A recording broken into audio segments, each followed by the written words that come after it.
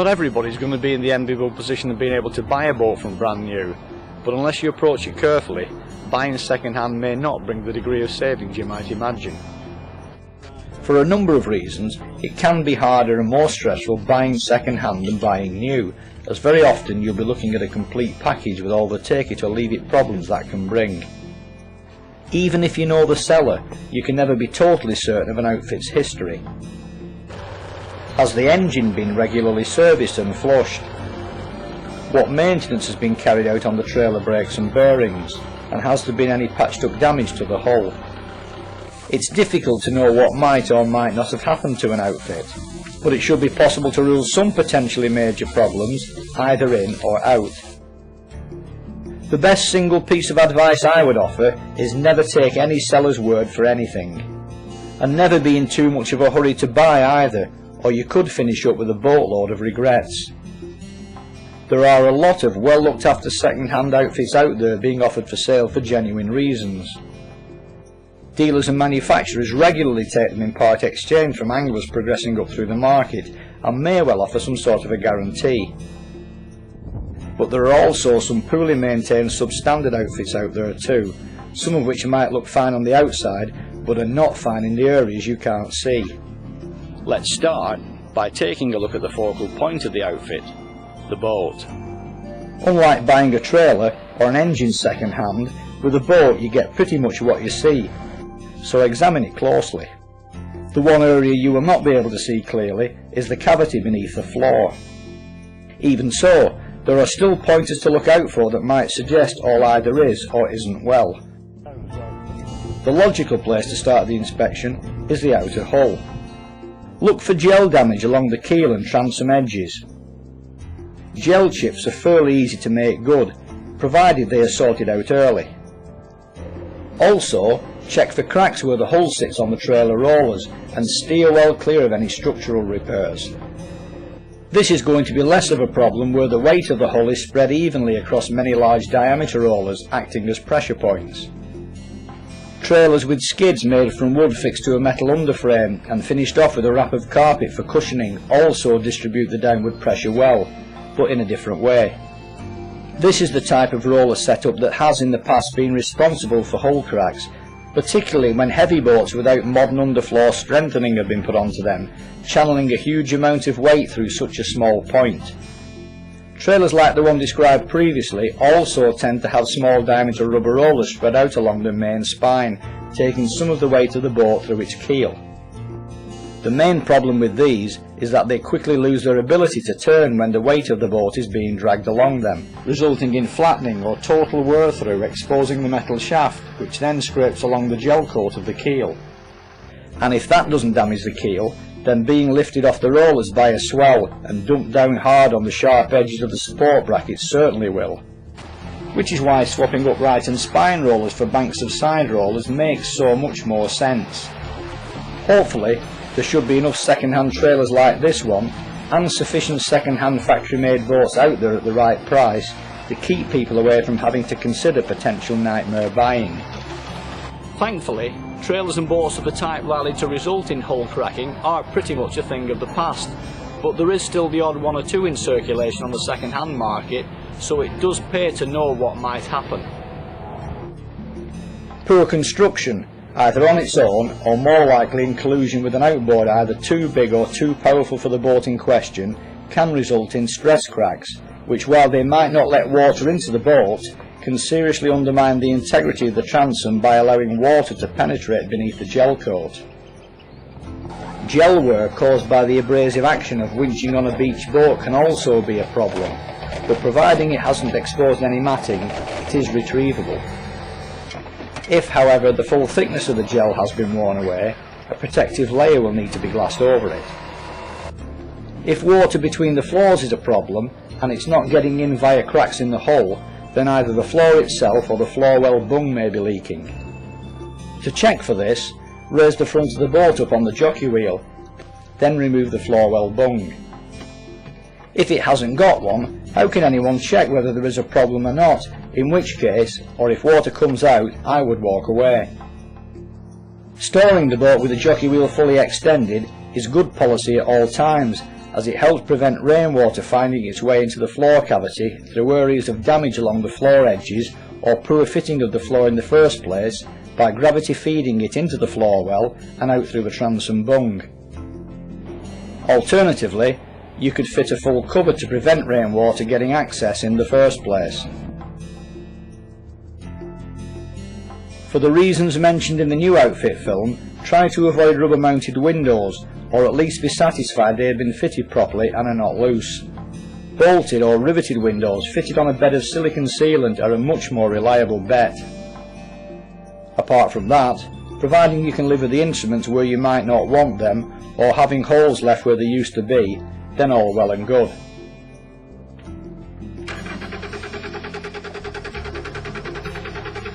With regard to outboard engines, I think it goes without saying that reliability is the single most crucial factor when it comes to buying second hand, but there are other important considerations too. All boats are designed with an optimum and a maximum outboard motor rating. Too much weight can damage the transom or cause the boat to ride dangerously.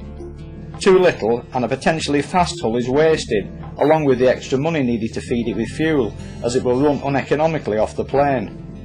One check you can make without any problem is to look at the propeller blades for signs of impact damage. This can throw the whole balance of a propeller out. Fortunately, this is easily rectified by a good aluminium welder, but that shouldn't be a job left for you. Another quick easy check you can make is to examine the skeg. Damage other than abrasion by sand is a potential indicator of abusive use. Blistered paintwork like this is both unsightly and unnecessary, and is usually the result of electrolysis caused by different metals being immersed in seawater. This little gadget was designed to prevent all that. And here's another one. These are sacrificial anodes made from a metal that is weaker than the engine casing so that they will corrode away instead. A further job you can do for yourself is to check for play in the rubber mounts. These support the engine leg and soak up vibration where it comes into contact with the saddle. Newer outboards now do this job in a different way and are unlikely to give problems, in the short term at least. With the external inspection complete, remove the cowl. Unfortunately, much of what goes on inside the powerhead cannot be seen, but there are still clues waiting to be picked up on, like checking for play in the main bearings by waddling the flywheel from side to side. I'm trying the crankshaft main bearing on the top end of the engine, and in this case this engine is absolutely perfect. There's no play whatsoever. And open up any electrical connections, particularly the main harness plugs, to check for oxidation of the pins. This is the multi-pin connector that the wiring harness connects to the engine. It's always a good idea to check this, because if there's any oxidation inside, this can cause tracking of the electrical current, which in turn could burn out some of the electrical components on the engine. As you can see here, we've got a silicone type grease inside, and this will protect the terminals from any corrosion. At some stage in the process, the engine will need to be fired up. Be very suspicious of poor starting. If the seller doesn't put a hose-fed muff over the water intake as shown here without being prompted, then any warm-up and previous maintenance running can only be assumed to have been done dry, with the potential for damage to the impeller. Look for a good jet of cooling water being discharged. This should increase in force when the engine is revved.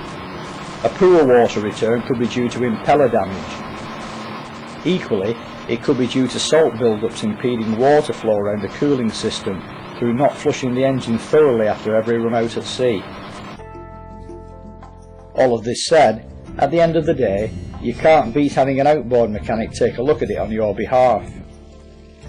Compression testing is also well worth the investment. And even with a good outboard, a full service and having the carb set up properly, as is being done here, will bring additional peace of mind. To have any sort of confidence at all in an engine, you really need to see how it performs under load, which means a run out on the water. Has it got the power it should have, and do the gears select properly, or do they jump out while underway? You should also ask to see any servicing receipts. Finally, a look at second-hand trailers. The importance of a decent trailer to the reliability and flexibility of most outfits cannot be overstated. It's only when you start clocking up miles on the road that the true value of trailer investment, or lack of it, tells its own story. With so many different hull shapes and sizes, it's hardly surprising that there is a whole raft of often ingenious innovations in trailer design out there to cope with them, particularly on the homemade trailer scene. As you would expect, there are also some bad ones out there too. I personally would not entertain any trailer that does not have a self-centering cradle. Even in the calmest of conditions, getting a boat onto a trailer without the self-centering cradle shown here doesn't always go according to plan. Without one, particularly in lumpy conditions over the high water period, life can become unnecessarily hard. Also, avoid wherever possible painted trailers. Apart from a constant battle to keep rust on the treated exterior at bay, you can do little or nothing to prevent corrosion of the box section interiors. Then one day, the main spine of the trailer suddenly gives way under the strain of winching on, leaving you with no means of getting off the beach. Check out the hubs for grease nipples. Fresh grease needs to be pumped in to displace water ingress before heading home after every trip. Submerged hub launches are an invitation for water to get inside. No grease nipples, no preventative maintenance. Unless of course the hubs are fitted with bearing saver grease reservoirs. On a trailer with brakes, which is most trailers these days, also worry about what might be inside the brake drum.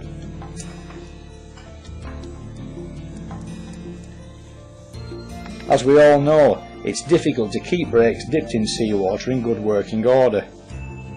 But be sure at least that they don't look like this one. Check out the tow hitch too. Again, there are some poor ones out there.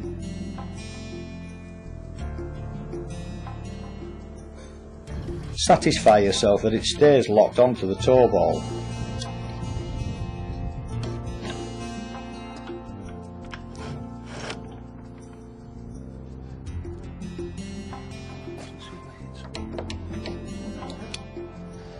Over the years, I reckon I've tried most of them, and this is the one I currently use.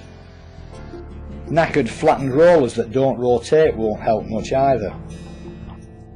Rollers which fail to provide support contact with the hull, or are either too far back or too far forward, are another area for concern. For pottering around close to base, and for fishing settled sheltered waters such as an estuary or large harbour, there's a lot of pleasure and self-satisfaction to be had from a modest second-hand outfit, so long as it's up to the job that you expect of it. Thinking back over the years, when dinghy fishing first began to take hold back in the early 70s, all outfits and equipment would fit into the category of basic by today's standards, yet some of the fish we had in them would still be specimens in anybody's book. We had fishing that could never hope to be matched by the outfits we have today, because the fish are simply no longer there. But it shows what a modest outfit can achieve, given the chance. We once had an Irish white skate of 140 pounds inside a 15-foot sea hog hunter, and several cod topping 30 pounds, the best of which tipped the scales at 38 pounds, from within shouting distance of the Blackpool shoreline.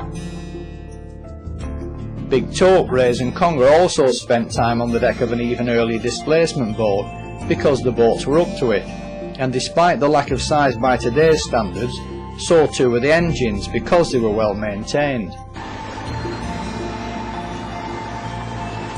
All in all, a case of buyer beware, particularly if you don't want to end up like this, or heaven forbid, not getting back at all.